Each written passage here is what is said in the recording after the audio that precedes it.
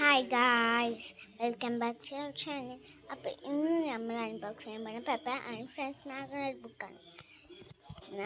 നമുക്ക് അൺബോക്സ് ചെയ്യാം. ആദ്യം തന്നെ കാണുന്നത് ഒരു പിക്ചറാണ്. പെപ്പയും ഒക്കെ ഉണ്ട്. പെപ്പ ലീവാണ്. അപ്പോൾ നമുക്കിതൊക്കെ നോക്കാം.